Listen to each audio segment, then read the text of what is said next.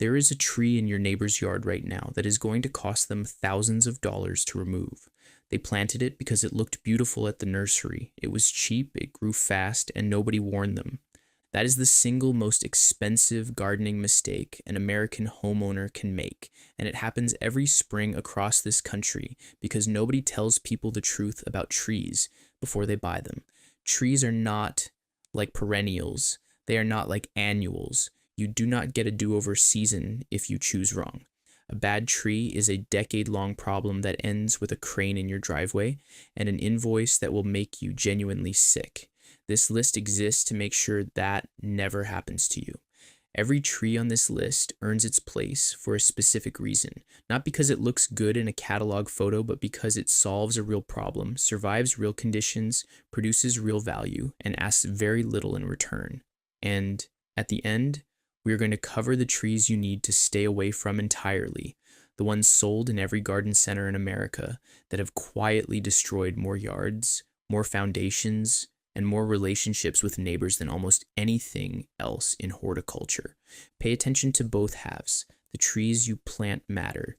The trees you avoid matter just as much. Tree 1, the bur oak. If you're planting one tree in your lifetime, one tree that will outlast you, outlast your children, and still be standing and thriving when people who have not been born yet are walking past your yard, it is the bur oak. Quercus macrocarpa is native to central North America, ranging from Texas north through the Great Plains and into southern Canada, and it has been growing on this continent for millions of years. It did not survive that long by accident. The bur oak is the most drought-tolerant oak in North America. Its taproot drives deep into the soil in its early years, reaching moisture and anchoring the tree against wind before the canopy even begins to develop significantly. Once established, it handles the brutal summer heat of the American Midwest and South with a composure that imported ornamental trees simply cannot match. It grows in USDA zones 3 through 8, which covers the overwhelming majority of the continental United States. The leaves are large and distinctive, deeply lobed with a rounded, almost paddle-like shape, and the acorns it produces are the largest of any native North American oak, heavily fringed with a shaggy cap that gives the tree its name. In autumn, the canopy turns a warm golden brown that holds on the tree longer than most, extending the fall display well into November in many zones. The ecological value of a single mature bur oak is almost impossible to overstate. Research from the National Wildlife Federation documents that native oak trees support over 500 species of caterpillars alone, which form the base of the food chain that sustains songbird populations across the entire eastern and central United States. A single bur oak in a yard is not just a tree. It is a functioning ecosystem that supports birds, insects, mammals, and soil biology simultaneously and continuously for centuries. The wood is extraordinarily dense and strong, historically used for shipbuilding railroad ties and barrel staves. The acorns, among the least bitter of any native oak because of their relatively low tannin content, were a significant food source for indigenous peoples across the Great Plains, and are still eaten by deer, turkey, squirrel, and dozens of bird species through the winter months when other food is scarce. The bur oak grows moderately, adding roughly 30 to 60 centimeters per year under good conditions, reaching 15 to 20 meters at maturity with a broad spreading canopy that provides deep shade across a significant area. It does not have invasive roots. It does not drop messy fruit that creates maintenance problems. It does not get the serious disease and pest issues that plague many other large shade trees. It simply grows, steadily and reliably, becoming more valuable and more beautiful every decade it stands. Plant it in full sun in deep, well-drained soil. Give it room to develop its full canopy spread, and then leave it alone. It will handle everything else. Tree 2, the eastern redbud. Most flowering trees give you 2 weeks of bloom and spend the other 50 weeks of the year looking like a green shrub with aspirations. The eastern redbud gives you something different. Cercis canadensis is native to a broad range of eastern North America, from New Jersey south to northern Florida and west through the Midwest into Nebraska and Kansas. It grows in USDA zones 4 through 9, and it earns its place in a yard through 4 genuinely distinct seasonal contributions that no other small tree delivers simultaneously. In early spring, before a single leaf is opened, the entire tree covers itself in dense clusters of vivid rose pink to magenta flowers that emerge directly from the bark of the branches and trunk, a flowering behavior called cauliflory that makes the display unlike anything else in the temperate garden.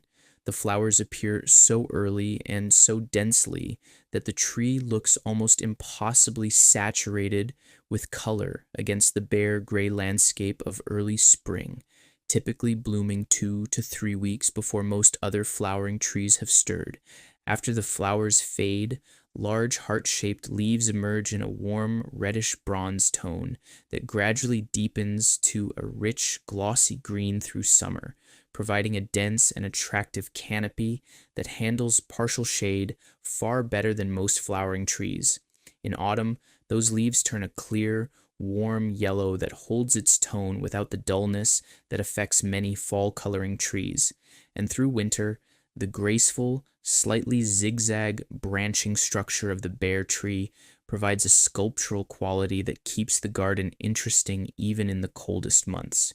The tree reaches 6 to 9 meters at maturity, with a naturally graceful, multi-stemmed or low-branching form that requires almost no structural pruning to look intentional and well-composed.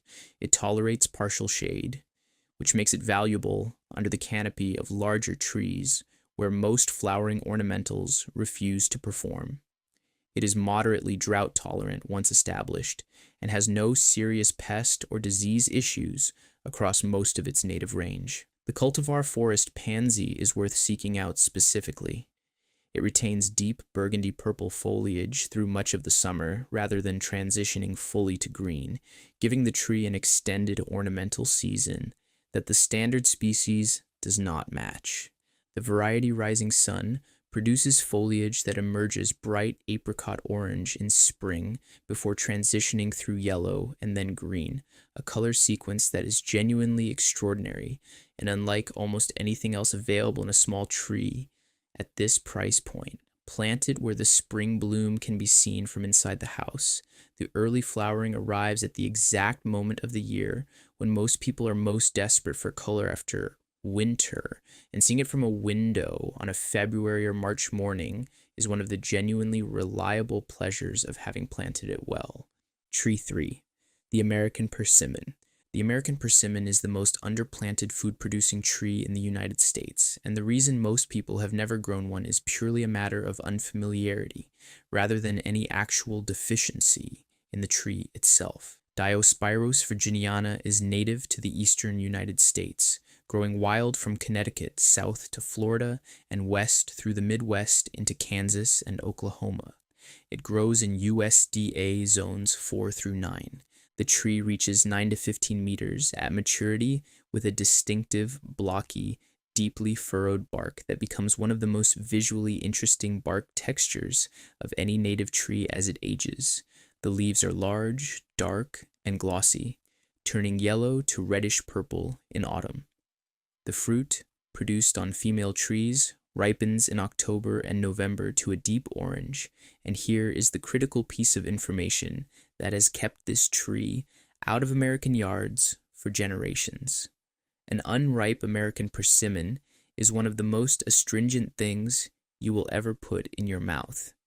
The tannins are so concentrated before full ripeness that the experience is genuinely shocking. Fully ripe, after the first frost has softened the fruit and the tannins have broken down, the flavor is a rich, honey-sweet, almost date-like complexity that has no real equivalent among temperate fruits.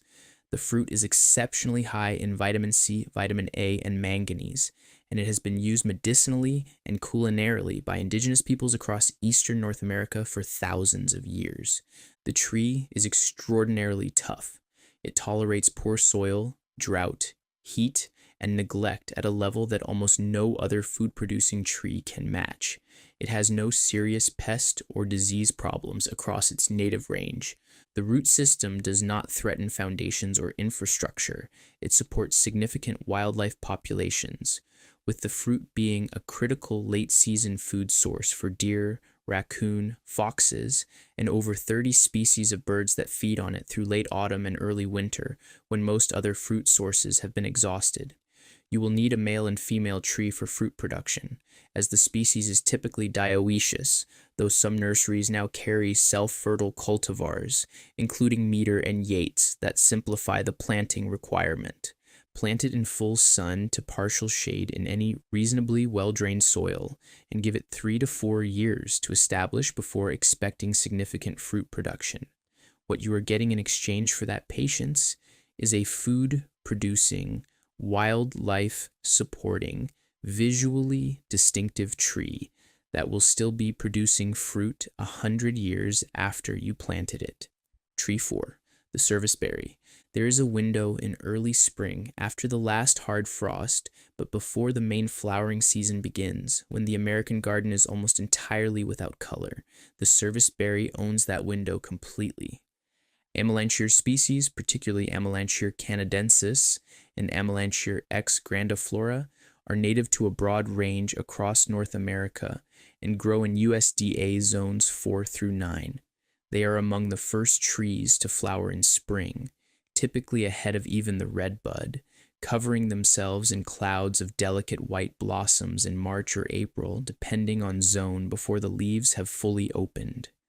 The display lasts 2 to 3 weeks and is followed by the emergence of the new leaves in a soft, silvery bronze tone that gradually deepens to green through summer.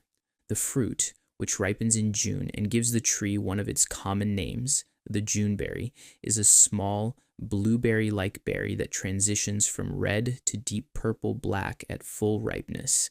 The flavor is sweet and mild, somewhere between a blueberry and an almond, and the fruit is excellent eaten fresh, baked into pies and jams, or dried.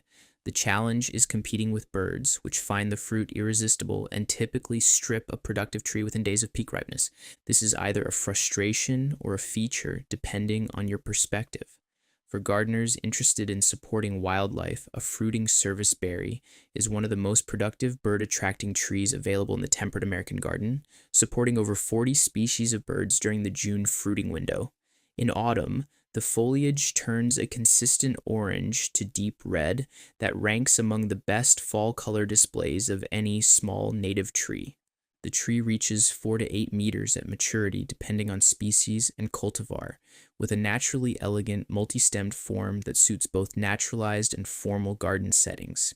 It tolerates partial shade, moist soils, and the kind of woodland edge conditions that are difficult for most ornamental trees.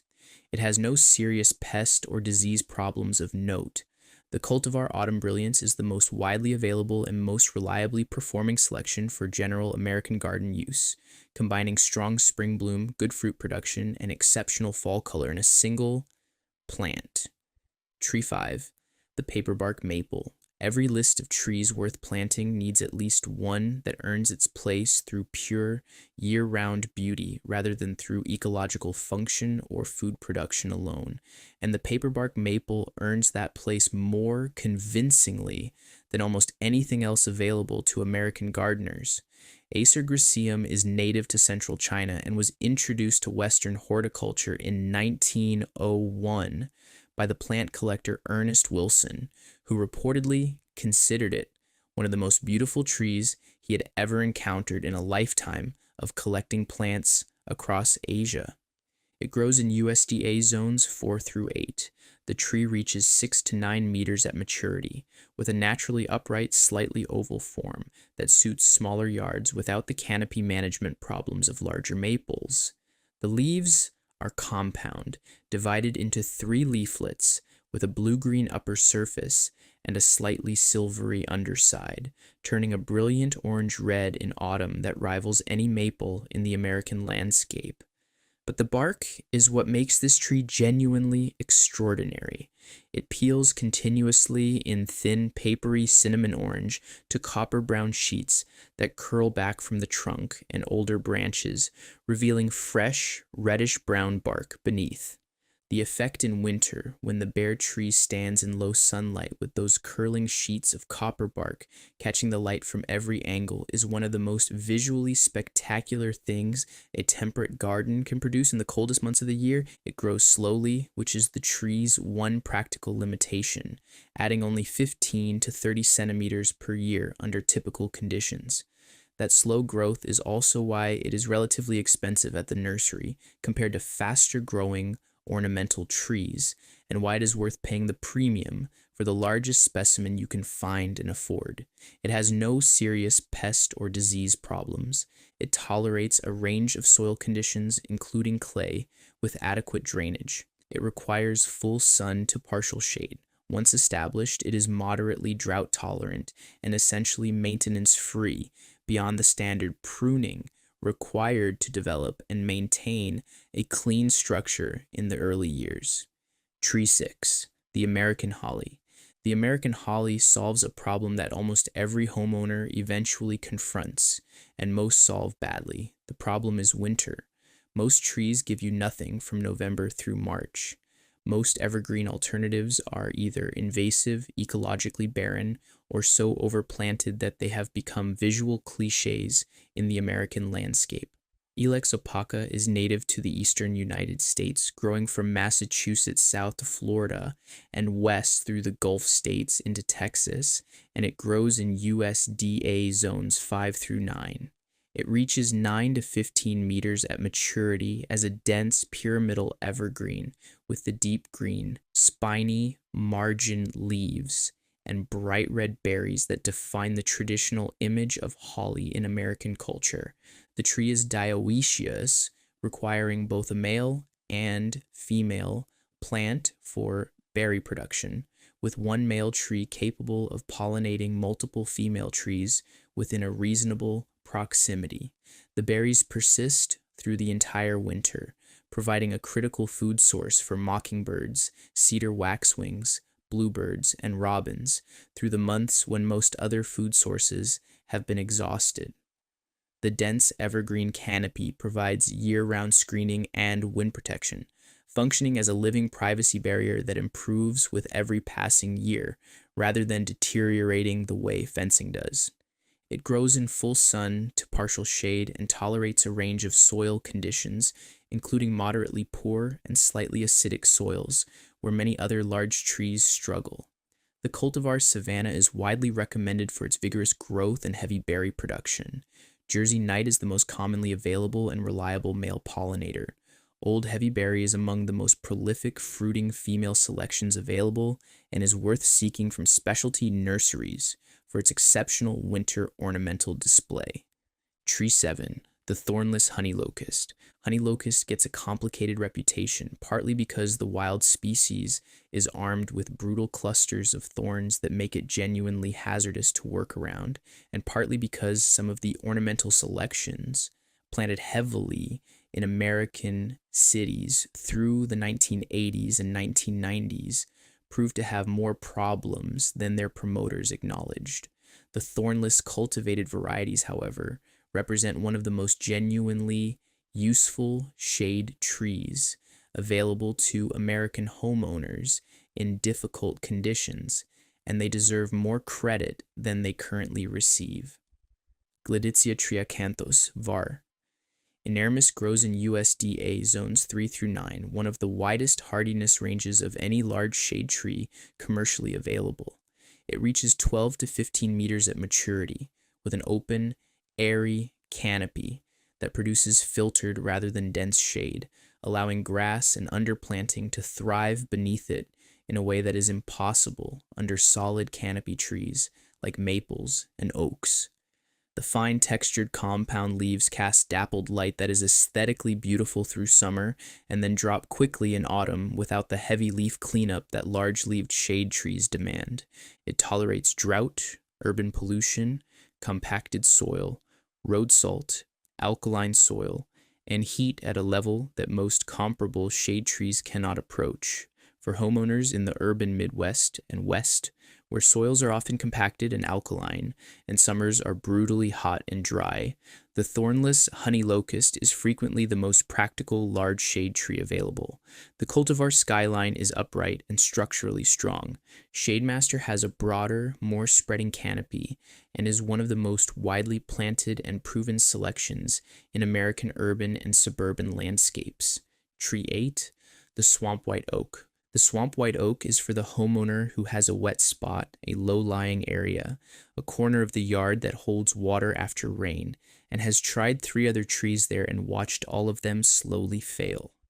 Quercus bicolor is native to the eastern United States and grows in USDA zones 3 through 8.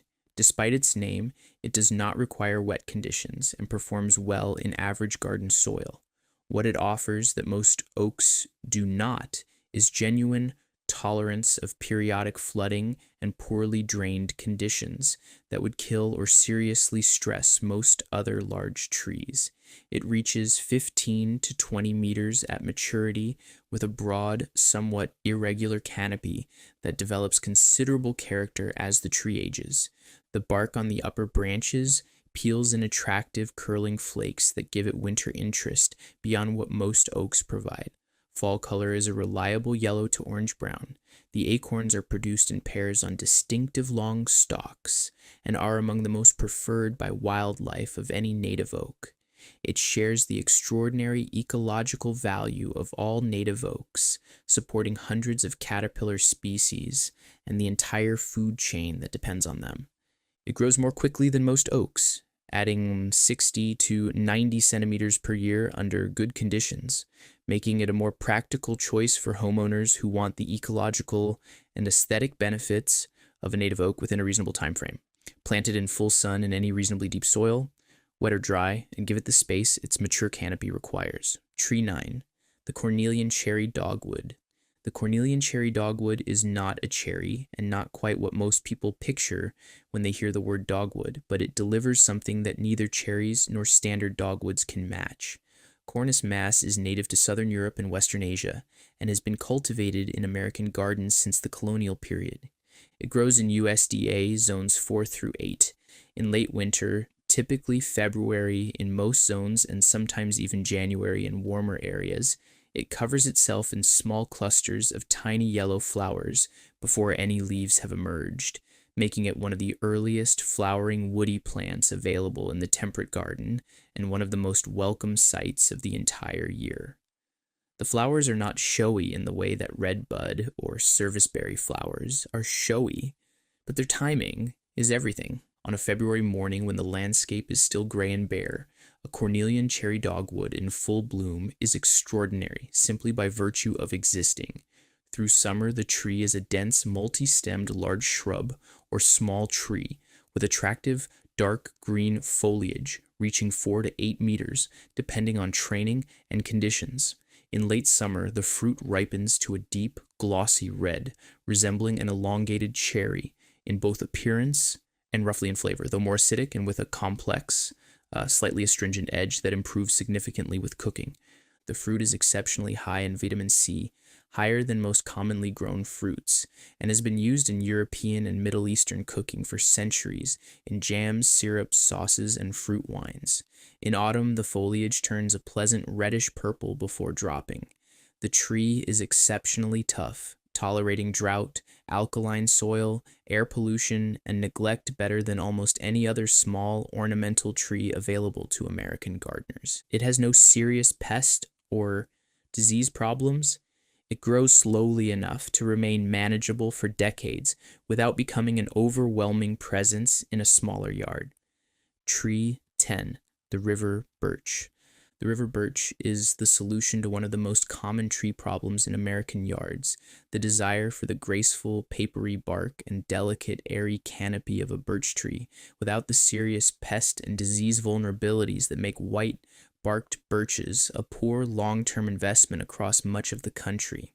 Betula nigra is native to the eastern United States, growing along riverbanks and in floodplains from New Hampshire south to Florida and west through the Midwest, and it grows in USDA zones 4 through 9. The bark is the primary ornamental feature, peeling in papery layers of cream, salmon, pinkish brown, and cinnamon, creating a multi-toned trunk and branch effect that is particularly striking in winter when the bare structure is fully visible. It reaches 9 to 15 meters at maturity, with an elegant, somewhat weeping canopy of small diamond-shaped leaves that flutter in the slightest breeze and turn clear yellow in autumn.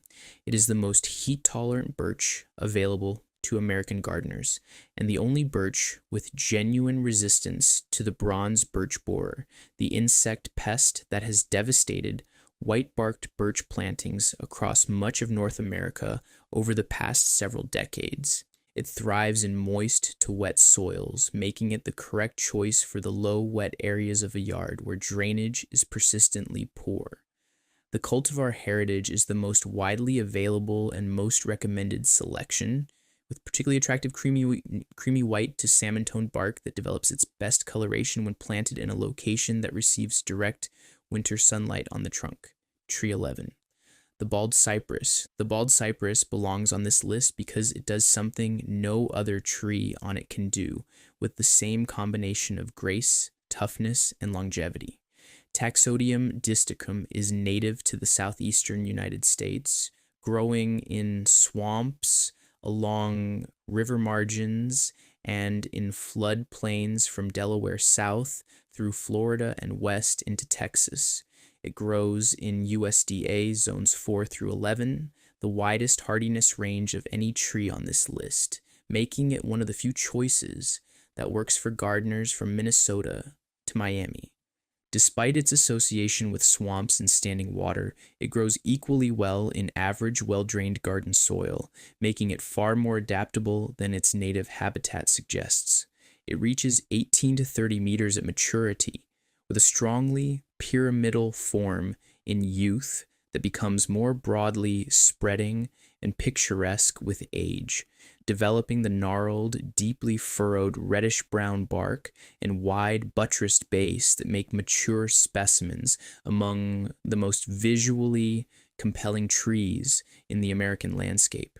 It is deciduous, unusual for a conifer, and the feathery, soft textured needles turn a warm russet orange to copper brown in autumn before dropping, producing a fall color display that is among the most distinctive of any conifer available. In persistently wet or flooded soils, it produces knees, woody projections that rise from the root system above the waterline, the function of which is still debated among botanists, but the appearance of which is genuinely fascinating in a mature planting. It is extraordinarily long-lived. Bald cypress trees over 600 years old are documented in the American South, and specimens over 1,000 years old exist in protected areas of the Carolinas. The tree you plant this spring could still be standing in the year 2500. Very few investments of any kind carry that kind of timeline. Now, the other half of this conversation, the trees you need to leave at the nursery. Bradford pear. The Bradford pear is the single most regretted tree in American horticultural history, and it still sells by the millions every spring because it is cheap. It flowers spectacularly for 2 weeks in early spring, and nurseries have been profiting from its appeal for decades without being required to prominently disclose its problems. Pyrus calleriana Bradford was developed as a sterile ornamental in the mid-20th century and planted across American streets, parking lots, and suburban yards with enormous enthusiasm from the 1960s onward. 2 problems destroyed its reputation. The first is structural. The Bradford pear has one of the worst branch attachment angles of any commonly planted tree, with multiple major branches arising from nearly the same point on the trunk at narrow, weak angles that are structurally compromised from the beginning. By the time the tree reaches 10 to 15 years of age, ice storms, wind events, and the simple weight of the canopy begin splitting the tree apart at those weak unions. A 15-year-old Bradford pear in an ice storm is not a tree. It is a liability. The second problem is ecological. The tree was marketed as sterile, but when different calorie pair cultivars cross pollinate, which they do, they produce viable seed. Birds eat the fruit and distribute those seeds across the landscape. Calorie pear is now classified as an invasive species across much of the eastern United States, colonizing roadsides, forest edges, and disturbed ground, and displacing native vegetation. Several states, including Ohio and Pennsylvania, have banned its sale entirely. If you have one, watch it carefully as it ages. When it fails, and it will fail, replace it with a serviceberry or an eastern redbud and never look back. Silver maple. The silver maple is the tree people plant when they want shade as fast as possible and do not want to pay much for it. It delivers on both counts. It also delivers roots that find and destroy water lines, sewer pipes, and foundation drainage systems with a persistence and efficiency that is genuinely remarkable. Acer saccharinum grows fast, which is its appeal, adding 1 to 2 meters per year under good conditions and creating a large shade canopy in a relatively short time. What that speed reflects is an aggressive, surface-running root system that extends far beyond the canopy drip line in search of water and has a documented history of infrastructure damage that has cost American homeowners an incalculable amount in plumbing and foundation repair over the decades. The wood is also brittle, prone to storm damage, and creates significant cleanup and hazard issues as the tree ages. If you want fast shade, plant a swamp white oak or a thornless honey locust, and accept that good trees take time. The silver maple's speed is not a feature, it is the mechanism of the damage it causes. Weeping willow. The weeping willow is one of the most romanticized trees in the American cultural imagination and one of the most destructive in an actual yard. Salix babylonica and its relatives have the same aggressive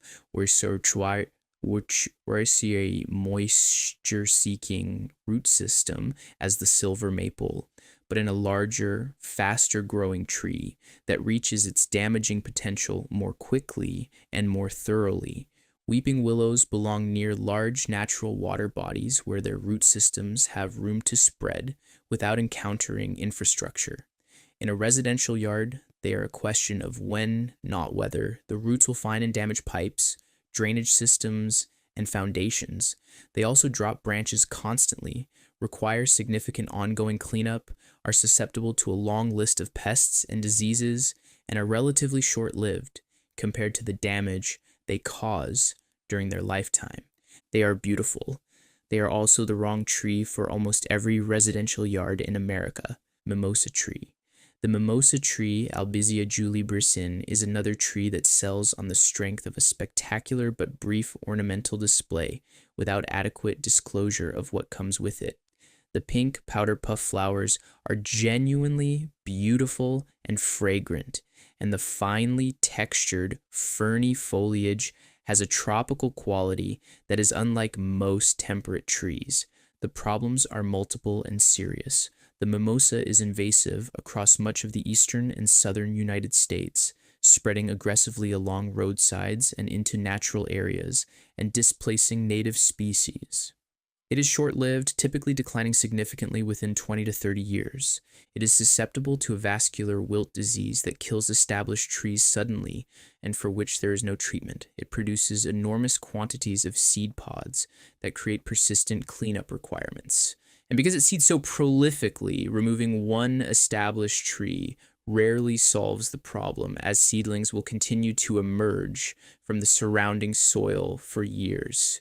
It is banned from sale in some states and listed as invasive in many more. There are better choices for every purpose the mimosa serves. Lombardy poplar. The Lombardy poplar is the tree people plant when they want a fast privacy screen and do not want to wait for something better. It delivers a rapid, tall, narrow column of green that looks impressive for approximately 10 years before the problems begin.